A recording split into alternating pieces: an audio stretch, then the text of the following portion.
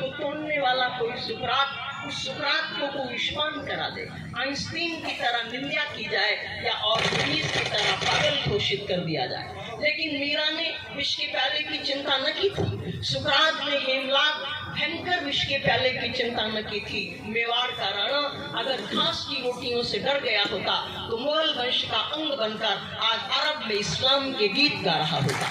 जागृत में किया गया कार्य धर्म होता और निद्रा में किया गया कार्य अधर्म होता है। जो कार्य जागृति में किया जाता है उसका समाज में सम्मान होता।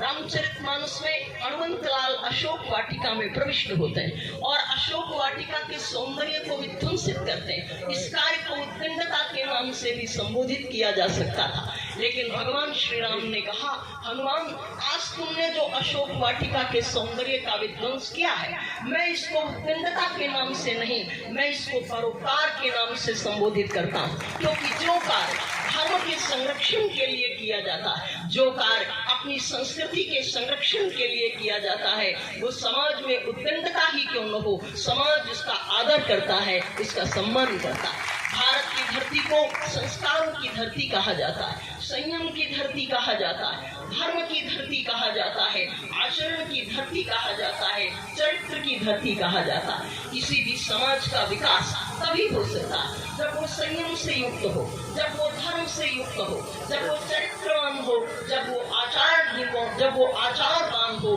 तभी उस समाज का सम्मान हो सकता। आप जब धर्म की परिभाषा करने लगेंगे तो आपको ऐसा लगेगा धर्म की परिभाषा क्या है, धर्म का वास्तविक स्वरूप क्या है। धर्म आपके आचरण को इतना पवित्र बना दे, श्रेष्ठ बना दे, आपका शत्रु भी आपके आचरण से प्रभावित हो जाए और आपकी वंदना करने लगे। रावण की पुत्रवधू सुलोचना भगवान श्री राम के पास जाती है, घंटों वार्ता करती। कुंभकर्ण को शंका होती है। कुंभकर्ण ने कहा, राम भले ही ब्रह्म के अवतार हैं, लेकिन है तो तुम्हारे शत्रु। अपने शत्रु के पास अपने पुत्रवधू को भेजते हो, तुम्हें कोई चिंता नहीं होती। रावण ने कहा, मैं जानता हूँ राम मेरे शत्रु हैं, लेकिन राम के साथ मैं शत्रुता का व्यवहार तब करूंगा जब मैं राम के सामने युद्ध भूमि में उपस्थित होऊंगा। लेकिन अपनी पुत्रवधू सुलोचना को जब मैं श्री राम के पास भेजता हूँ तब मुझे इसलिए चिंता नहीं होती। राम मेरे शत्रु अवश्य हैं, लेकिन राम के चरित्र का मैं अंतर से आदर करता हूँ, सम्मान करता हूँ। अशोक वाटिका में बैठी हुई जगत जननी भगवती माँ सीता, रावण कई बार उनके सामने आया, प्रयत्न किया, लेकिन सीता जी ने एक बार उनकी ओर दृष्टिपात नहीं किया। रावण को बड़ी निराशा हुई और जब वो निराश होता था तो अपनी वार्ता अपने बंधु कुंभकर्ण के साथ करता था। कुंभकर्ण ने कहा, अगर तुम चाहते हो कि रावण तुम्हारी आकांक्षा परिपूर्ण हो और सीता तुम्हारी ओर दृष्टिपात करे तो तुम अपना वेश परिवर्तित कर लो, तुम श्री राम का वेश बना करके जाओ, निश्चित रूप से सीता जी तुम्हारा सम्मान करें।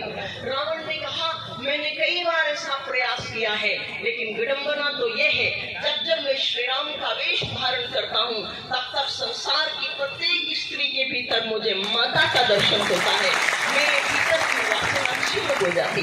जिन राम के वेश की इतनी महिमा हो, जिन राम के चरित्र की इतनी महिमा हो, जिन राम के आचरण की इतनी महिमा हो, जिन राम के स्वरूप और चिंतन की इतनी महिमा हो, निश्चित रूप से आप उन्हीं राम के वंशज हैं। परमात्मा करे आपका चरित्र, आपका चिंतन, आपका जीवन राम जैसा श्रेष्ठ हो, राम जैसा महान हो। एक बात मैं आपसे निवेदन करना चाहती हूँ, सम्माननीय मंत्री जी ने एक बड़ी अच्छी बात कही, हमें सभी लोगों को साथ में लेकर चलना है। कभी कभी प्रश्न उठता, क्या हम किसी भी समाज का संरक्षण या किसी भी वर्ग का विकास या धर्म का रक्षण तभी कर सकते हैं जब समाज में बहुत सारे संपन्न लोग जुड़ जाएंगे। लेकिन मैं आपसे निवेदन करूं, धर्म की रक्षा संपन्न समाज केवल मंदिरों के प्राचीरों तक ही कर सकता। वो मंदिरों की आंतरिक अवस्था का अभिषेक नहीं कर सकता, वो मंदिरों की आंतरिक अवस्था का श्रृंगार नहीं कर सकता। मंदिरों की आंतरिक अवस्था का अभिषेक और श्रृंगार वही व्यक्ति कर सकता है जिसकी आत्मा निर्मल है, जिसका चरित्र निर्मल है, जिसका चिंतन निर्मल। रामचरितमानस में आपने एक पात्र को देखा होगा, शबरी जैसा छोटा सा पात्र, निंदनीय वंश में उत्पन्न होने वाली प्रतीक्षारत शबरी, जो भगवान श्री राम के आगमन की प्रतीक्षा करते करते वृद्ध हो गई थी, शबरी की उपेक्षा होती है। शबरी जिस तालाब में जल निकालने जाती है उस पर प्रतिबंध लगा दिया जाता है। परिणाम ये होता है तालाब का जल दूषित हो जाता है।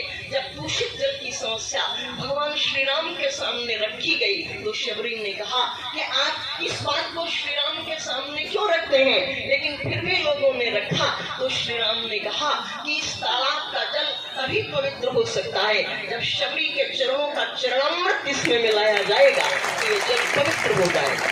धर्म